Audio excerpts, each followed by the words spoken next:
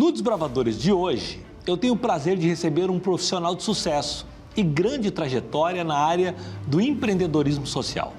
Ele que é administrador de empresa e realiza engajamento e parcerias no setor privado para a realização de projetos sociais em diversos países. Temos o prazer de receber no Desbravadores de hoje o empresário e pastor gaúcho Wagner Medina.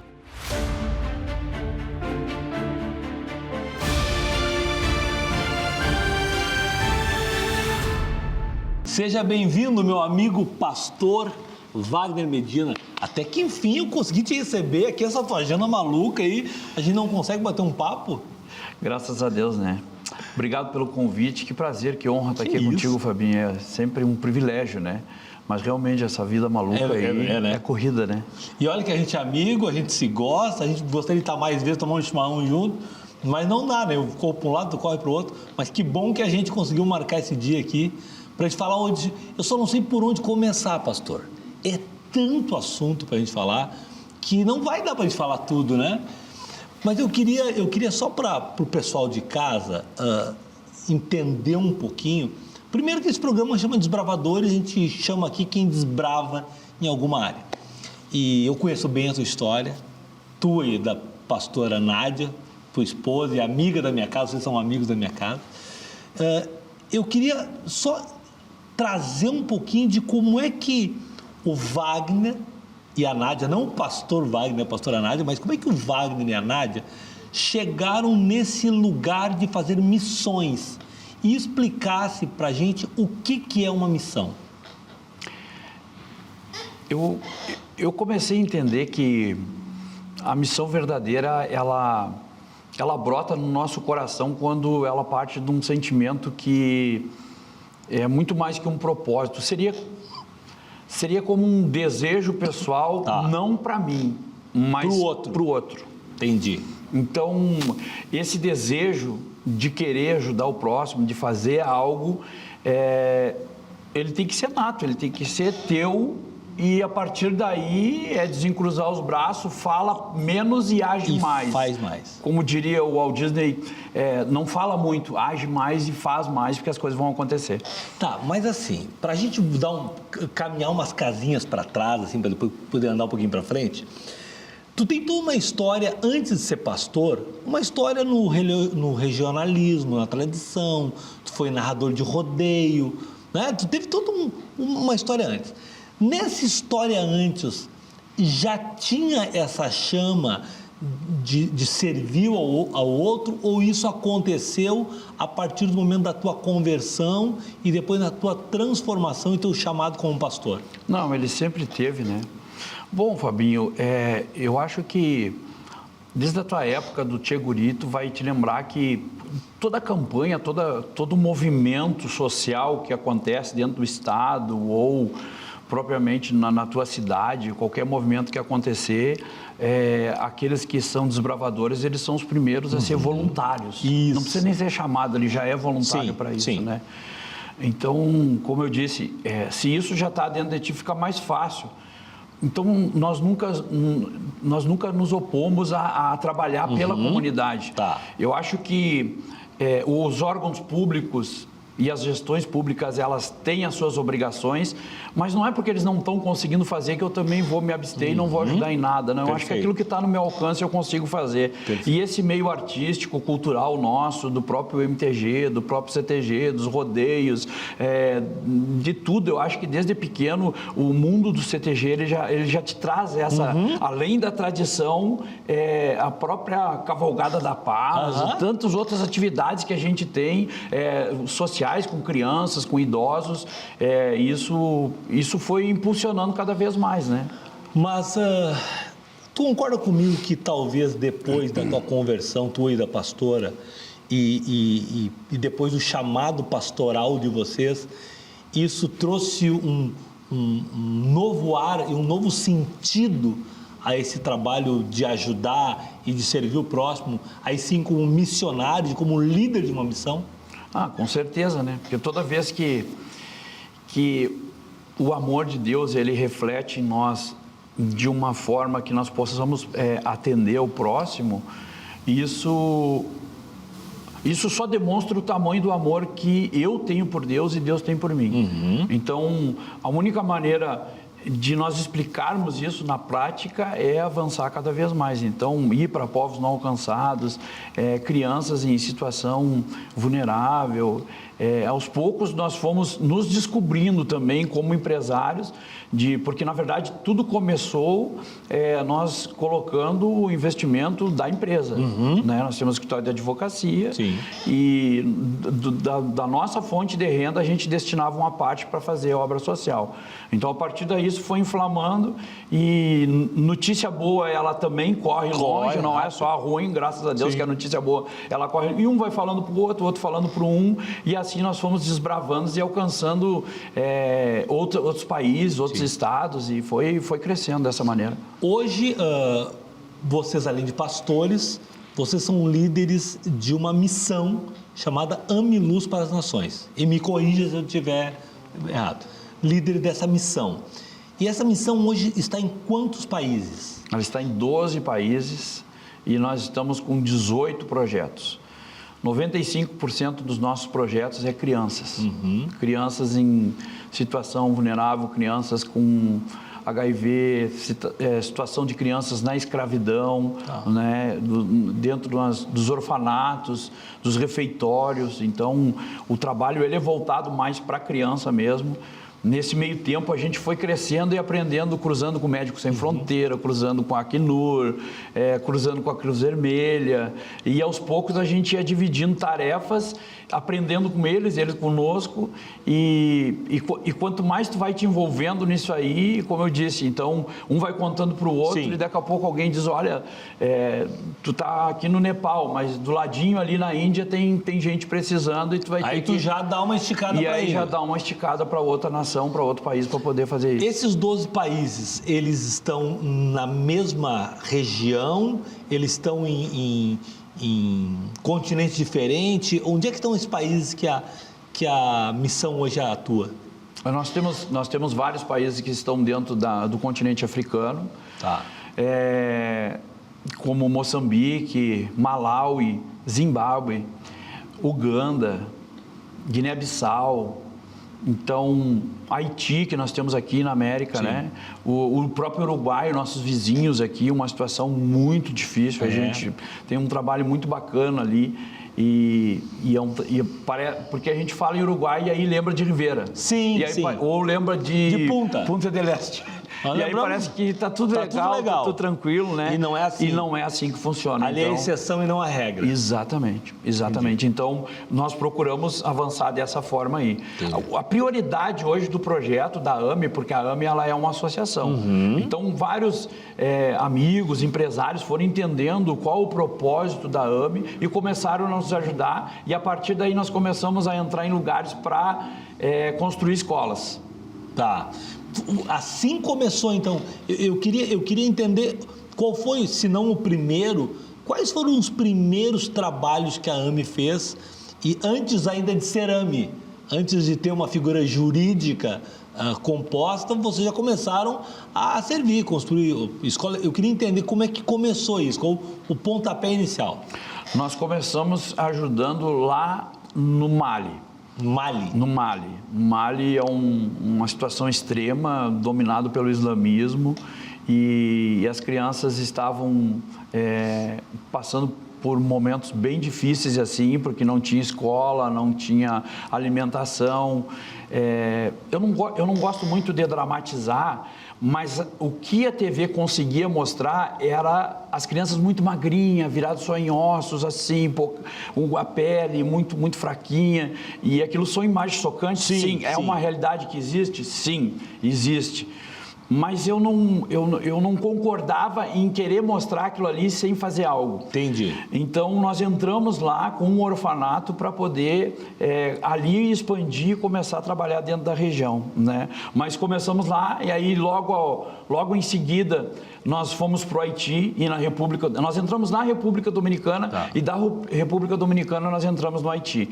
E nós começamos a trabalhar no Haiti, aconteceu o terremoto, né, as tropas de paz foram para o Haiti e ali houve uma parceria muito grande do Exército Brasileiro, de todos que estavam lá. Inclusive, o nosso refeitório foi construído ao lado onde as tropas do Brasil estavam instaladas, né? Nós nos instalamos ela é a maior favela da América Latina. Sério? Hoje ela está dominada por milicianos, né? Hoje não tem... Eles mataram o presidente da República, a favela está dominada por milicianos. É uma situação extrema. Extrema, está aqui... A TV não mostra, não tem nada nos jornais, não sai nada, a gente não sabe nada, mas essa situação, ela existe. Então, desde que nós chegamos lá, nós fomos bem recebidos pela comunidade. Automaticamente, os próprios milicianos já sabiam que, de alguma maneira, nós poderíamos ajudar as crianças e as mulheres. E, como tinha a proteção do Exército, a gente conseguiu avançar bastante. Construímos um refeitório. Hoje, passam, em média, de 1.000, 1.200 crianças pelo refeitório. 4 horas da manhã é uma fila gigantesca. 4 horas da manhã. Eles pegam o que tem na mão, vão passando. É óbvio que a gente tem uma estrutura de prato, de tudo assim, mas não importa, porque todos os dias chega criança nova, chega Mas gente. vocês têm alguém lá? Sim, ou não? Sim, nós íamos com frequência e acabamos parando de ir porque o aeroporto foi fechado, não tem uma segurança. Eles começaram a sequestrar quem ia para lá e levava recurso e ajudava a nação para pedir resgate. Então, é muito triste mesmo. Mas daí a gente tem o pessoal de lá mesmo que dentro das suas limitações e das suas possibilidades ajuda, né? Só para o pessoal ter uma noção, nós compramos a cada 15 dias um caminhão-pipa com água potável, porque eles não têm água potável, e o Haiti está infestado de cólera.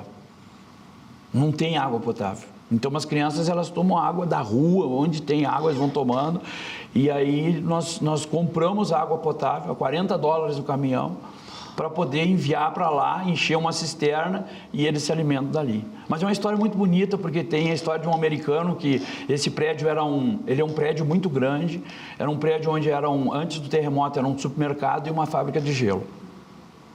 Quando as tropas do Brasil foram para lá, eles deram uma reformada no telhado e se instalaram ali. Quando eles saíram de lá, o nosso vínculo já estava tão bom com os médicos, médicos militares, né, com os próprios militares daqui do Brasil, que eles nos indicaram para esse senhor que é dono do prédio. E aí ele acabou cedendo o prédio para nós não pagamos aluguel, nós só cuidamos da manutenção, pintamos ele, deixamos ele bonitinho, inclusive eu até passei para a tua produção as imagens para que o pessoal possa... Com certeza a Ana vai passar para a gente. Para entender deve estar passando as imagens. do que acontece lá. E aí ele cedeu esse prédio e hoje é o que a gente consegue fazer. Mas há 15 dias atrás, agora, nesse final de setembro, aí sim o negócio ficou feio, eles estão colocando fogo e matando muitas pessoas e colocando fogo em todas as instituições que tem lá, sociais. E nós sofremos porque o nosso orfanato nós tivemos que desocupar e aí nos cederam uma escola que já está desocupada há muito tempo, nós levamos as crianças para lá e algumas estão dentro do refeitório. Então é uma situação de calamidade mesmo, muito. Loucura. E, por exemplo, o Mali, como é que tu descobre que existe um país chamado Mali e que as pessoas precisam de ajuda lá? Porque vamos lá, tem duas dificuldades. A primeira é descobrir que existe um país chamado Mali. Depois de descobrir isso, descobrir que tem que ajudar.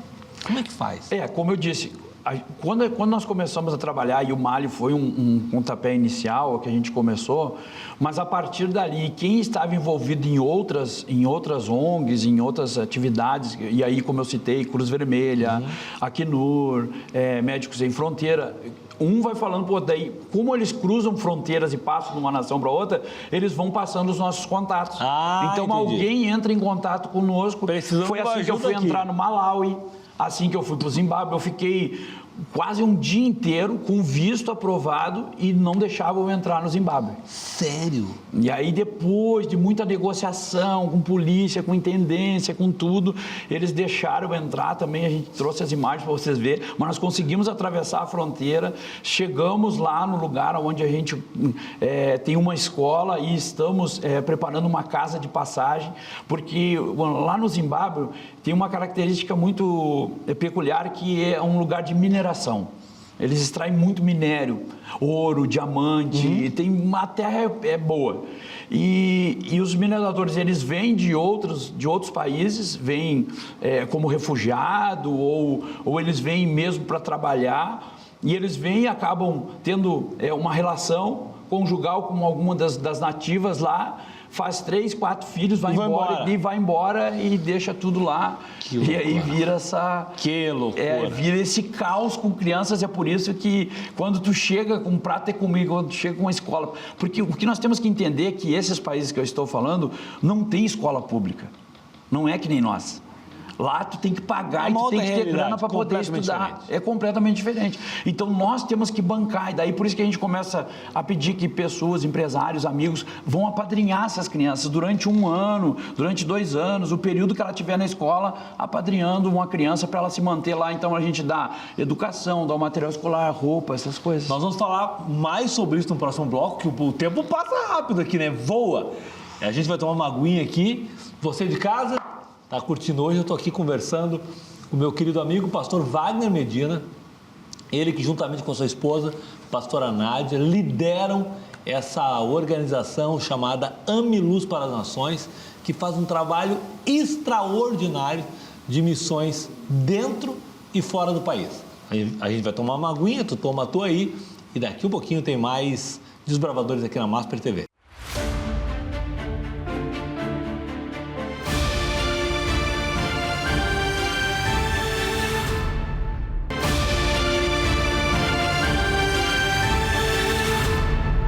Maravilha, estamos de volta com nossos Desbravadores aqui pela Masper TV.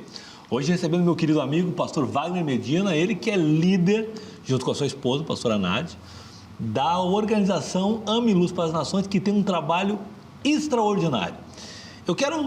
A gente falou no bloco anterior, pastor, sobre o Haiti, sobre Mali, mas a gente conversava antes, em off aqui, e eu fiquei muito impressionado, o senhor falando sobre o Uganda, que é algo...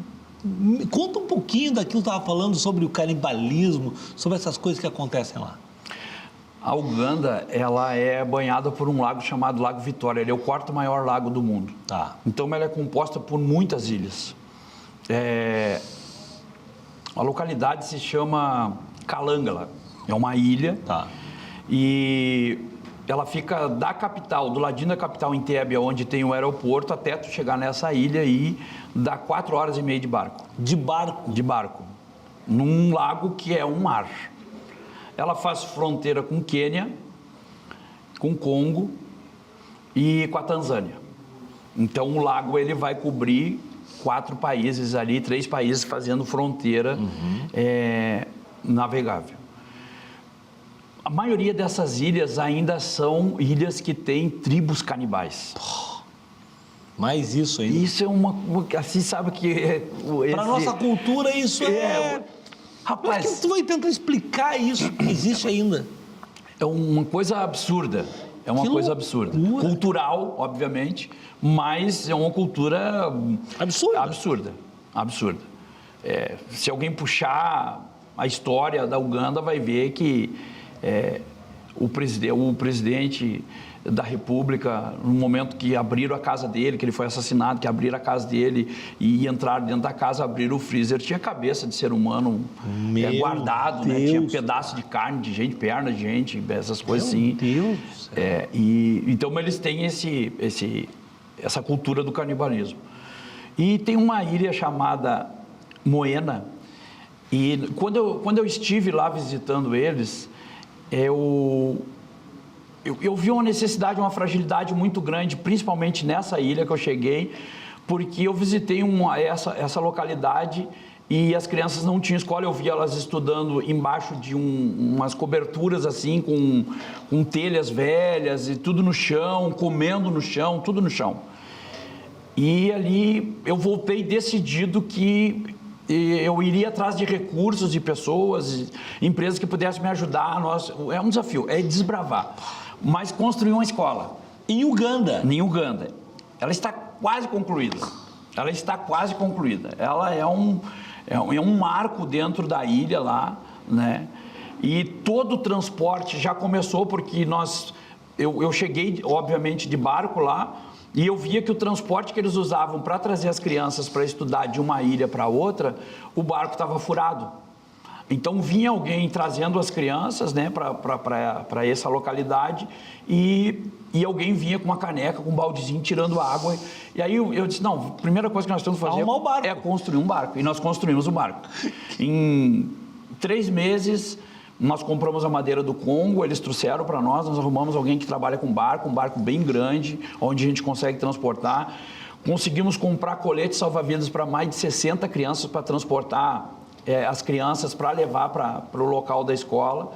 E quando nós chegamos lá, eu fiquei sabendo que 75% das crianças são soropositivo HIV.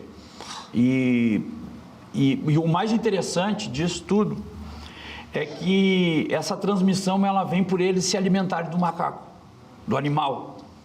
Então, o macaco que tem o vírus, o original mesmo do HIV, é um vírus muito forte. Então, as crianças, elas não morrem por causa do HIV, elas morrem por falta de nutrição. O governo dá o medicamento, o governo dá o kitzinho para eles sobreviverem, para adultos e crianças, isso aí o governo dá. Mas, como eles não têm uma alimentação saudável, então daí eles morrem antes do tempo. A expectativa de vida hoje dentro da Uganda, 45 anos, 50, no máximo quem dura isso aí chegou longe, né? Mas crianças aí com 10 anos, 12 anos, é um absurdo que morrem todos os dias. E aí as crianças elas vão para a escola e elas começam a sumir. Vai as crianças, todo dia some 1, 2, 3 crianças nas escolas. Como? E aí é que entra essa parte do pessoal do canibalismo. Então, eles vão raptar algumas crianças e levam para sacrifício. É extremo, pastor, é um negócio assim, é assustador. É assustador. Tá, mas assim, vamos lá, de forma prática. Tu falou assim, a gente construiu um barco e comprou no Nepal? A madeira, falou? No Congo. No Congo. Compramos a madeira no Congo e mandamos a madeira do Congo lá para Uganda e compramos. Como é que faz essa operação? Quer dizer, como é que vocês descobrem que no Congo tem alguém vendendo madeira e aí vocês conseguem comprar? E como é que faz esse transporte para lá? E como é que envia esse dinheiro? Quem é que administra isso? Como é que funciona essa estrutura? Nós temos o nosso pessoal, que lá na Uganda, onde a gente consegue ter alguém nosso, né, daqui do Brasil, sempre fica alguém lá. Tipo, o visto lá dura 3 meses, então por 90 dias tu tem um visto, tu sai do país, volta, tu tem mais 3 meses. Então a gente vai revezando, né? Tá. Tem uma brasileira que está lá há mais de 20 anos, ela se chama Helena, e ela cuida dessa parte estrutural numa casa, numa base que a gente tem lá para poder fazer isso aí. Mas os nativos, com o tempo, eles vão vendo que a ação é boa, que eles estão sendo cuidados, que eles têm comida, que eles têm um lugar para morar, que eles têm uma vida mais digna. Então, eles começam a nos ajudar. E a gente vai perguntando, porque a ideia do projeto em si, tanto na Uganda ou qualquer outra nação onde a gente está, é fazer que eles sejam autossustentáveis. É ter uma horta, é criar galinha, é criar porco, é fazer plantação de milho, de mandioca. Lá é impressionante a quantidade de banana que dá, melancia, manga, jaca. Ela é uma terra boa. Eu fui para Moçambique e quando eu cheguei num lugar onde nós fomos construir um refeitório e abrir poço, porque a gente abre muito poço nessas localidades para trazer água. A gente consegue recurso, abre poço, coloca uma torneira e dá água para toda a comunidade. Mas eu cheguei num lugar chamado Mafambise e quando eu cheguei lá, eu me deparei com uma situação atípica para nós. Eu enxerguei uma lavoura de arroz muito grande assim, no sentido para eles, entendeu? Sim. Não são as nossas terras vastas aqui do Rio Grande do Sul. Mas eu enxerguei uma lavoura grande, que eu podia ver assim, que tinha, digamos, 100, 200 metros de lavoura. Tá? Eu achei parecido com arroz. Mas não deve ter água. Mas não tinha água. Sim. Não tem água. Não chove, tudo seco. Aí eu fui lá. Aí eu fui caminhando, fui até lá. Eu peguei na mão e perguntei o que era. Não é arroz. Mas como assim? Não, arroz dá no seco aqui. Uau! Que negócio. O arroz dá no seco. No seco, é. Aí- Então, para te ver que realmente tem como fazer as coisas. Sim. Só que daí a moeda é muito fraca. É uma moeda de 15 por 1 real. 15 moedas deles equivale a R$1 nosso. É um que vale R$1 nosso, entendeu? Então, no Haiti, o Good, que é a moeda do Haiti, um salário mínimo está em torno de R$10, mais ou menos. Meu. R$10. Um saco de arroz custa R$15. Um saco de feijão custa em torno de uns R$22 a R$25. Aí imagina um pai que tem 5, 6, 10 filhos, O salário já dele- não tem onde trabalhar. O salário não dele, tem como. O salário dele é para comprar meio saco de arroz. Não tem como. Né? Não tem como. E o metical, que é o do Moçambique, ele é muito fraco também. Muito fraco. O que predomina nesses países é o dólar. Só que daí é uma corrupção, é uma coisa absurda a quantidade de propina que tu tem que fazer em qualquer coisa, porque quando tu chega lá, tudo pretinho. Aí eles chamam nós de muzungo, nos enxergam como gringo, mas muzungo é branco. Então eles começam muzungo, muzungo. Então tudo eles vão superfaturando, achando que... Sim, chegou lá, chegou o pode momento, pagar. é a galinha dos ovos de ouro, vamos lá. E aí tudo tu tem que negociar, né? Nós chegamos numa aldeia chamada Amambo, na fronteira do Malawi. E quando nós chegamos lá, nós tínhamos levado uma jovem junto com a gente. Ela foi a primeira viagem dela para a África com a gente. Quando ela chegou lá e ela tem os olhos verdes.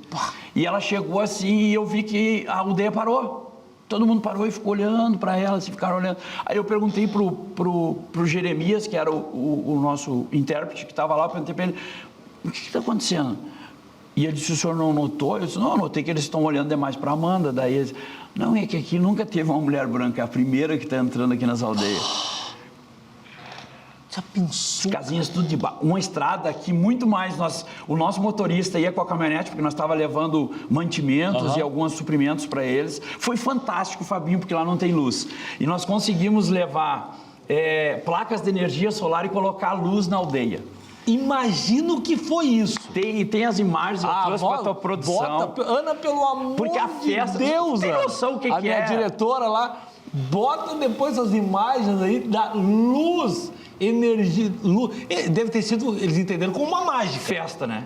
Festa porque é um breu. Eu não sei como é que eles caminham de noite, né? Nós construímos um banheiro, nós fizemos um refeitório com um banco, compramos prato, compramos talher. Apesar da cultura eles comerem com a mão, eles são tão acostumados na cultura que quando nós inauguramos o refeitório, e tem as imagens que vai passar, nós colocamos as crianças, tudo. O sonho deles era tomar uma Coca-Cola. Eu fui longe para buscar isso aí, porque tudo era muito difícil. Imagina então eu tinha que transportar como isso aí. é que tu leva uma Coca-Cola numa ilha em Mas Uganda? daí, como eu queria realizar aquela vontade, aquele desejo das crianças, eu acabei comprando vários engradados de Coca-Cola, umas pituquinhas assim, pequenininha, levei, fizemos uma festa, inauguramos o refeitório, entregamos prontinho para eles. Quando eles sentaram, eles pegaram o prato da mesa e sentaram no chão. Aí nós, não, senta no banco, coloca na mesa e pode até comer com a mão, mas fica Mas não vai e sentar. aproveita isso aí. E hoje tá assim, ó, é extraordinário o que toda a comunidade fala. Lá na escola nós temos 390 crianças. Nós abrimos um poço para toda a comunidade nessa aldeia. É extraordinário, Fábio. É extraordinário. Vamos fazer mais um intervalinho. Na volta eu quero falar sobre o livro, sobre a revista e também falar para a turma de casa como é que faz para ajudar nisso. Porque é um trabalho extraordinário e que muita gente precisa ajudar. Porque mais gente ajudando, mais crianças a gente pode ajudar também. Você de casa? Segura aí. Eu sei que dá um... A gente chega assim, a ficar sem ar, né? Porque as histórias são histórias extraordinárias, histórias comoventes, que mexem muito com a gente. Mas a gente vai tomar uma aguinha aqui, tu toma uma aguinha aí, bota o pé no chão e na volta tem mais desbravadores aqui na Masper TV, hoje recebendo o pastor Wagner Medina, né? Ele que lidera esse projeto extraordinário chamado Ame Luz para as Nações.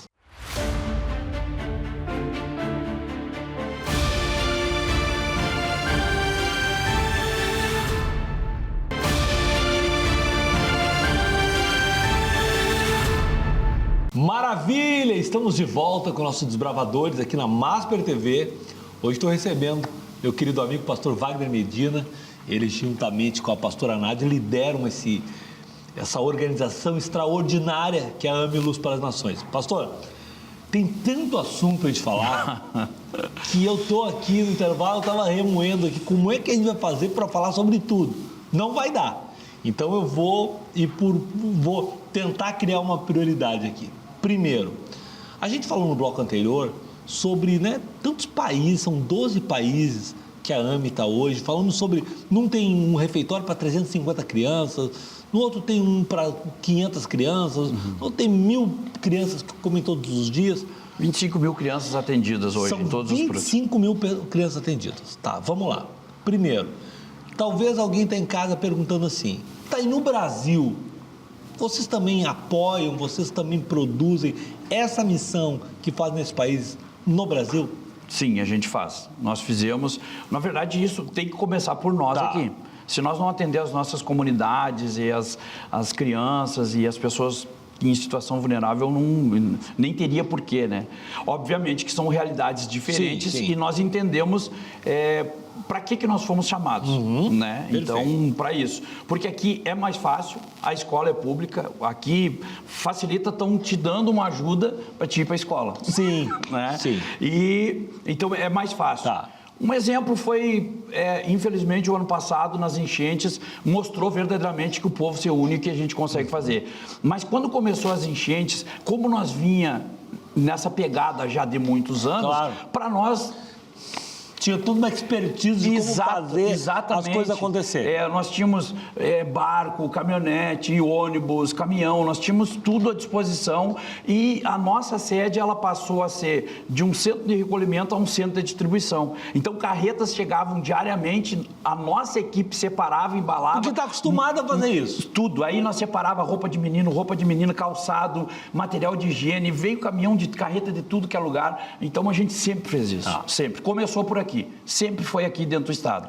E também eu sei de um trabalho de vários espalhados pelo Brasil, no Piauí, vocês perfuram no sertão. Isso. E me chama muito a atenção aquele trabalho com os ribeirinhos lá na Amazônia, que eu vi um dia, não acreditei, um barquinho, acho que é uma rabetinha, não sei como é que chama aquilo, né? Tava a Ruth e mais uma pessoa que eu não lembro quem é que estava... A Ruth, a Fábio, o Ismael, era uma galera. E aí era um dia de barco com aquela... Até chegar lá. Até chegar lá, né? Que eu sei que também não é fácil, né? Quer dizer, não chega... Eu acho que o senhor me falou um dia sobre um número que eu achei impressionante, que 500 quilômetros depois de Manaus, tem 3 milhões de brasileiros morando nas margens dos rios e tal. 3 milhões de pessoas, né? E que não chega muitas vezes o recurso lá.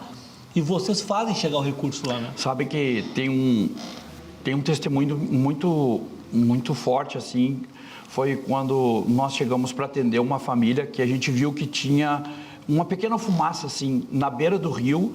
E aí eles enxergaram de longe, o barco fez a volta, a rabeta fez a volta, tinha cesta básica, tinha medicamento e alguns suprimentos assim com roupa, alguma coisa, né? Porque a gente tinha que ir, voltava para o barco grande para carregar e voltar de novo. Como não tem estrada, é só por rio. E lugares que tinha que descer para puxar por causa que a mata fecha demais. Quando enxergaram aquela fumaça, eles foram até lá. Quando eles chegaram lá, não tinha ninguém. Não tinha ninguém, mas tinha um fogão de barro, uma panela fervendo, tu via que tinha uma água fervendo, eles levantaram a tampa e tinha uma cabeça de capivara ali. Assim, meio ensanguentada, mas era uma cabeça de capivara. Quando eles chegaram lá, eles até chegar o dono daquela cozinha, daquele barraco lá que ele estava, eles fizeram arroz, fizeram feijão, fizeram uma comida ali e prepararam para esperar a família chegar. Eles chegaram. Depois de algum tempo eles chegaram. Quando eles chegaram, eles perguntaram o que era aquilo ali. Eles, não... Na verdade, nós estávamos aguardando alguma ajuda porque faz 15 dias que nós tomamos o caldo dessa cabeça de capivara aqui. Então, meu Deus. É uma situação mesmo. Pastor, vamos lá. Isso tudo custa. Como é que vocês arrecadam esses valores? Quem é que participa? Quem pode participar? Vocês só trabalham onde tem a igreja? Não. esse trabalho, por mais que o senhor e o pastor sejam pastores, é um trabalho social que não tem essa relação com a igreja. Nos conta um pouquinho disso e como é que faz para buscar esse recurso. Fazer com que fique separado da igreja, não tem como, porque a gente está junto com a igreja. Sim. Tá bom, beleza, vamos lá. Mas isso não é uma condição. Até porque que países dominados por muçulmanos ou por ativistas, ou seja lá qual a religião, nós não fizemos distinção nem das crianças, nem das pessoas para dar um prato de comida, para dar escola, para fazer qualquer coisa. Bom. Então, isso é independente. Perfeito. A ajuda, ela é voluntária. Como Médicos Sem Fronteira, como Cruz Vermelha, como qualquer outra instituição que quer fazer um trabalho humanitário, ela tem que ser voluntária. As pessoas podem apadrinhar uma criança com R$1 por dia, R$30 por mês. É um carnezinho que pode fazer através do nosso site, Ame Luz das Nações. Vamos colocar o site aqui. .com.br. A gente coloca o site aqui, né, Ana? Ana Hoffman, nossa diretora. A gente pode colocar o site aqui. Né? Vamos de novo o site? Ame Luz das Nações. Ame Luz das Nações. .com.br. Então, se a pessoa clicar aqui no site... Vai em doações, projetos, Tá. E aí vai ter todos os países, todos os orfanatos, tudo que a gente tem. E aí pode fazer que nem eu faço, lá e lá pegar uns carnezinhos lá. Exatamente. Apadrinha uma criança, faz ali como Com 30 quiser. reais, eu apadrinho uma criança... Uma criança por um mês. Por um mês. Um mês é mantida ela com R$30. A gente consegue manter, né? Então, cada carnezinho, por exemplo, cada carnezinho eu vou pagar R$30 por mês. Então, se eu pegar se alguém aqui... Uma criança. Durante o ano todo ela mantém a criança. Todo mês ela paga R$30. Todo mês paga R$30. Todo mês ela sabe que uma criança... Pode colocar débito em conta, pode fazer no cartão de crédito, fazer qualquer... Uma criança em algum lugar do mundo vai estar sendo alimentada através desse valor. E semanalmente nós mandamos relatório daquilo que nós estamos fazendo. Então a pessoa vai fazer o cadastro ali, vai se cadastrar, colocar um telefone, e no telefone ela vai receber as mensagens, ela vai receber os vídeos e os relatórios daquilo que está sendo investido, aonde está indo. Então, se de repente alguém deixar de comer um hambúrguerzinho por mês, sustenta uma criança por mês. Olha, dependendo do hambúrguer, dá 2, 3 crianças, viu? Porque eu tô dizendo um hambúrguerzinho de 30 pila, que eu não sei nem se existe mais hambúrguer de 30 pila. Mas só pra gente fazer, eu tô fazendo só pra comparação, né? Quer dizer, o quanto é fácil a gente ajudar a alimentar uma criança, né? A nossa central, ela funciona durante toda a semana, todos os dias, né?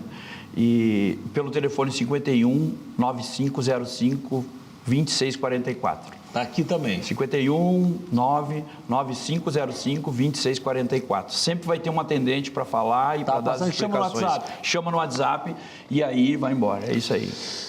Meu pastor, olha só. Partiu Missões e Agora. Tá aqui, ó. Esse aqui é um livro seu, pastora Nádia, Alessandro Padilha, Catiele Fernandes e Amanda Boaventura. Me conta um pouquinho desse livro. Esse livro ele saiu na necessidade de quando tu perguntou como faz, como é que nós chegamos, como é que estrutura, como é que a gente vai montar a estrutura para chegar, para poder se instalar, para dar suporte para tudo isso aí. Então as dúvidas, tudo é tirado nesse... Porque partiu missões, vamos fazer missão, vamos ajudar em um trabalho voluntário aí num país. E agora, como é que eu faço? Essa é a questão. Então, a partir da primeira página, nós vamos instruindo de como as pessoas podem se voluntariar. Entendi. O que nós mais temos encontrado, e isso, assim, eu quero dizer com muita gratidão, médicos, enfermeiros, pedreiros, engenheiros. Todo mundo. Todo profissional liberal, todo mundo querendo ajudar, professores que doam as suas férias. Eu estou doando 20 dias das minhas férias e eu quero ir para a África para ajudar. Eu vou doar 10 dias das minhas férias e vou para o Paquistão para ajudar. Então, cada pessoa pode ajudar de uma maneira, sabe? Mas eu fico feliz porque muitos médicos têm nos ajudado. Mas muitos médicos mesmo. Que maravilha. E esse livro aqui tem a venda no site também. Tem a venda no site. E ajuda ainda a manter a missão. Porque nós vivemos de doação. Sim. Então, na verdade, esse livro ele está sendo lançado essa semana, né? Que legal. E é para isso, para a gente poder levantar recursos e também trazer um esclarecimento melhor para essas pessoas. Muito bom. Vi que o senhor trouxe a revista da AME também. Sim. que essa revista aqui é extraordinária. Aí são os relatos, né? Os relatórios que a gente tem. Aqui tem a revista da AME também, né? Com relatos. E isso é interessante demais aqui, o privilégio de servir, relatórios missionários, o campo missionário, Moçambique, Paquistão, Índia, Malawi, Zimbábue, Guiné-Bissau, Haiti, Nepal, Uruguai, Cuba, Burkina Faso, Índia. Como é que é na Índia? Na Índia é muito difícil. É um país com uma cultura tremenda, assim, é muita adoração a muitos deuses, Sim, né? Tudo sim. é Deus. Então, fica difícil porque quem não tem condições realmente está sujeito a... Não tem vez. Não tem vez, exatamente isso aí. Então, a dificuldade, agora nós abrimos um posto artesiano lá no nosso orfanato e as pessoas souberam que tinha água de graça e estão indo lá e daí eles me perguntaram o que eu faço. Eu disse, abre a torneira e dá água para todo mundo, só levar o balde. Graças a Deus, um investimento de quase 20 mil reais. Foi empresários daqui do Brasil que nos ajudaram, nós contratamos uma empresa, abrimos o posto artesiano, colocamos... tem as imagens aí também para mostrar. Vamos mostrar as imagens dos postos aí. Aí, isso não é nem com aquele valor dos 30 reais. Isso daí já é com empresários... daí são doações, porque são projetos separados. Sim. Né? Para a gente poder fazer ações disso aí. Tipo no Paquistão. Qual é o problema do Paquistão? O problema do Paquistão é a escravidão das crianças, meninos e meninas. Meninas que são dadas em casamento a partir de 8, 9 anos de idade. Como é uma população muito grande, os pais não têm condições de criar, então eles trocam por alimento, eles trocam por qualquer coisa um filho. E aí essas crianças, eles vão para as olarias, que tem as imagens também para mostrar no teu programa, e eles trabalham 18 horas, 20 horas por dia, eles trabalham até a noite fazendo tijolos. Manualmente, aí a gente vai lá, paga o resgate, tira e leva para o orfanato. Obviamente, nós não conseguimos tirar todos. Mas não tem como. bastante. Mas aquilo que a gente consegue fazer, um trabalho formiguinha, mas a gente está lá. Pastor Wagner, nós poderíamos ficar aqui até amanhã de manhã falando sobre todo esse trabalho extraordinário. Eu queria primeiro te agradecer. Sei que a tua agenda não é fácil e viaja para esses lugares que a gente mal sabe, alguns deles, que eles existem, infelizmente, e eles existem com histórias como tu acabou de contar. Sei que ainda tem o trabalho da igreja, tem a empresa para cuidar, né? Porque vocês são voluntários em tudo isso, então tem o trabalho. E mesmo assim, tu tirou um tempo para estar com a gente aqui. Então, eu queria que a gente falasse mais uma vez o site, para que a gente pudesse passar aqui. O site da AME é ameluzdasnações.com.br. Está passando aqui de novo, ameluzdasnações.com.br. Tem o WhatsApp também, que é 51 9505 Tá. 2644. Que o pessoal durante a semana está lá, pode chamar a qualquer hora. Só chamar que eles vão atender e vai ser um prazer receber. Quem quiser conhecer a instituição também. Obrigado. Eu que agradeço, viu? Muito obrigado. Muito obrigado mesmo e parabéns mais uma vez por esse trabalho extraordinário. Obrigado. Você de casa? Não preciso nem te dizer, né? Eu sei, eu tenho certeza absoluta que tu curtiu tanto quanto eu esse papo extraordinário com o pastor Wagner Medina, da AME Luz para as Nações. Semana que vem tem mais Desbravadores aqui na Masper TV. Por hoje, fica na paz e tchau, tchau.